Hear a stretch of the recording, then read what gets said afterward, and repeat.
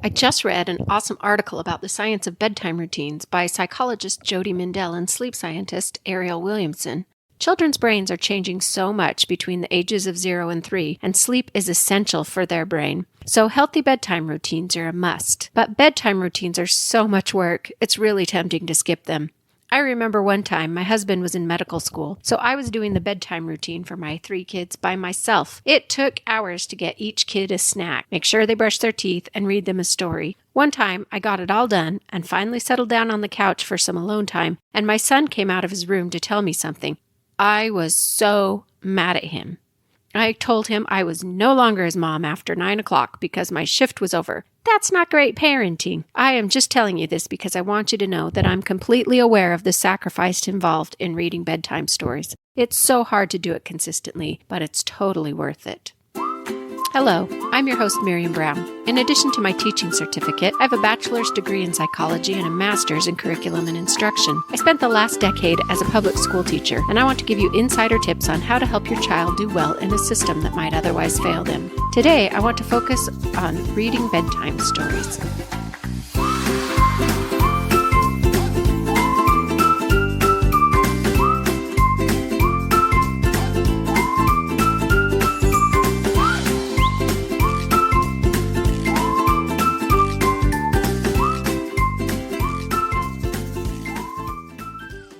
There are many benefits to reading bedtime stories. According to the article, children who have stories read to them at bedtime not only sleep better, it helps create a strong bond between the parent and the child. They're better able to regulate their moods, and they're more likely to have academic success when they start school. Studies show that they have larger vocabularies and their thinking abilities are more developed. In real-world terms, reading your kid a bedtime story can make them smarter. But just because it teaches them new things, bedtime stories don't magically teach your kids to read.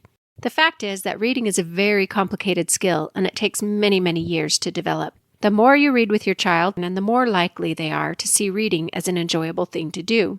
I come from a really large family, and I have 6 siblings. I loved reading because it was a set time when I could cuddle up with my mom and get some one-on-one attention. I can still remember the feeling of deep calm and security that would wash over me when my mom would snuggle me up and open a book. Apparently, my love of reading started really early. Here's a recording of my mom talking about how the habit of reading helped us stay calm during a family crisis. When Miriam was about 18 months old, we moved into a house that had a little pond in the back.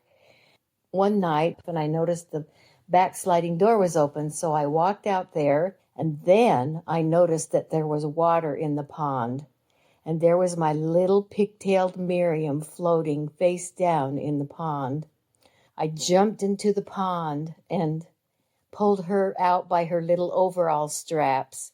We called 911, and the ambulance came and took us all to the hospital. Miriam did not regain consciousness until we were in the emergency room, and she opened up her little eyes. I saw a pile of books, picked one up and took it over to her, and she sat straight up and said, "Read it." When Miriam said, "Read it," I knew everything was going to be fine. I guess that story is pretty extreme, and I hope none of you ever have to experience it. But when I started school, reading was really hard for me. I was in the lowest reading groups, and they had to pull me out for reading interventions. But because of my mom reading with me, I really, really wanted to learn. I worked hard, and my teachers and interventionists and my parents helped, and by 5th grade, I was a great reader. In fact, I'm sort of an addict. To this day, I still feel a deep feeling of relaxation when I open a book. And when Mother's Day rolls around, I always think of how much my mom loved me to take time to read so many books to me when she was juggling chores and 6 other kids. I can't even imagine how long that bedtime routine must have taken. She's a rock star. So the first 2 tips are to start reading early and to snuggle up to read. My next tip is about being flexible with the story. In the article by Mindell and Williamson, they call it sharing books with your child instead of reading to them. This is pretty accurate because reading to young kids is frustrating if your goal is to get to the end of the book. Toddlers and new readers don't sit still and listen. Here's a recording of me reading with June, who is 2. If you're familiar with the book, you can hear that she skips a lot in the middle of the book because I'm allowing her to turn the pages herself. Here's June reading Brown Bear by Eric Carle. Hey, let's read a book, June. Brown bear. Can you say bear? Blue. What color is it? Brown. Brown. What color is blue? Red. Blue. Say red. That's yellow. And his beak is yellow. You were right. Red bird, what do you see? I see a yellow duck looking at me. A yellow duck, a duck. Black sheep, what do you see? Children! Brown bear. Bob. Red bird. Rabbit. Yellow duck. Yellow duck. Blue horse. Purple. Green frog. Big frog. Purple cat. Purple cat. White dog. As kids get bigger, they'll want to ask a million questions instead of just listening to what happens next. Usually they grow out of this and learn to sit still and pay attention. But Yogi is in 2nd grade, and he still wants to talk about some random character in the background of the drawing, and why are they wearing that hat, or why does the random cat in the tree have that facial expression? He questions words. He asks about the drawings. Sometimes you might be tempted to say, "Be quiet and listen, and you'll find out." But remember, these questions are proof that they're engaging in the book. The questions are what helps them learn language and even social skills. Here's Yogi reading Pigeon Needs a Bath by Mo Willems. It's very normal smell for a pigeon. You know, in some places it's impolite to bathe. Impolite means it's not nice, and bathe means bath. That's true. Bzz, bzz. All these flies buzzing around me are purely coincidental. What is coincidental? Coincidental means they just happened to come by, and it's not because of the fact that he's dirty.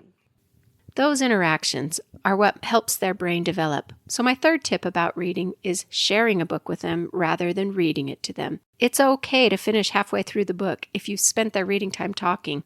Actually, that rule applies to older kids too. Stella is 15, and sometimes reading stories to her turns into talking about her day or things she's been thinking about. But having a set bedtime routine to read to her, it's her special one-on-one time. My next tip is to read age-appropriate books. I had to learn this one the hard way.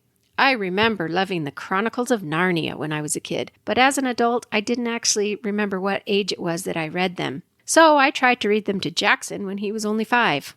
He was way too young for them. A lot of parents read books that are not appropriate for their child's age because they're excited to share the book they used to love, like Harry Potter, or because they just really want their kid to be advanced. However, the danger of doing this is that you might bore your kid, and the whole point is to make them learn to love reading. If you're forcing them to read the book they aren't into, you might make them hate it. You're better off reading picture books to them till at least 1st grade, probably into 2nd or 3rd grade. When you start to read chapter books, choose simple ones with lots of pictures. You can always look up book lists for your child's age. Save books like Harry Potter and the Chronicles of Narnia until they're in the middle grades, between 9 and 12 years old. With my high school kids, though, I often read books that were assigned to them because they were really busy. I remember reading Cannery Row with Jackson because it was on his summer reading list.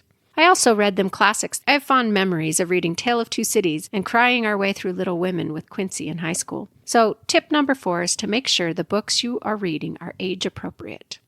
Also, keep in mind the importance of reading to them, as opposed to making them read to you. Once they learn to read in school, you can have them read you one book on or slightly lower than their reading level. These books will probably be kind of boring, but it will help them practice.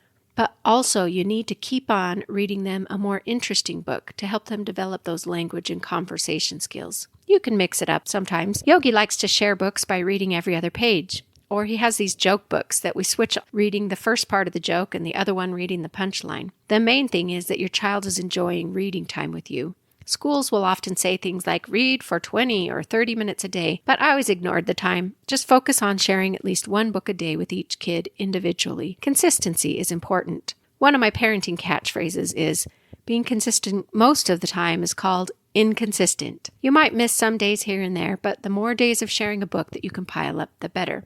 My last tip is to make sure you're reading books about topics they're interested in.